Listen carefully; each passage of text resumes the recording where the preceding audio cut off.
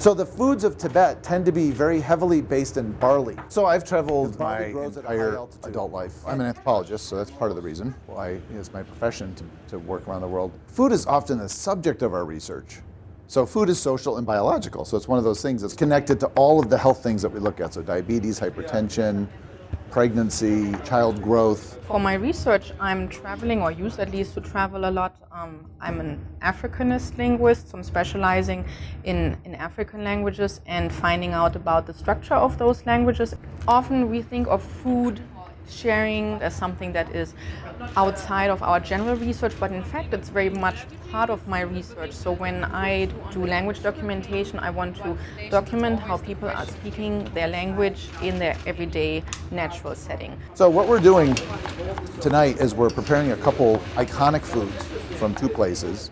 So I'm working with the group to prepare something called momos, which is a Tibetan food. It's one of those things that makes you Tibetan. I spent 2 months in Zanzibar as a student studying Swahili. Something that we would generally eat for dinner was mandazi. That means it's a fried thing, and it's kind of like a triangular cardamom donut, which is eaten for dinner with milk chai, and it's really, really good. I think that trying a food from a specific culture is essential to understanding that culture and understanding, where they come from. It's always interesting to experience different cultures, especially a different one from my own, because I'm Caribbean American. This campus is so diverse and we have so many different cultural experiences. People love when you engage in eating the food that they eat. So we've eaten bats and we've eaten snakes and we've eaten insects and we've eaten just about everything you can think of.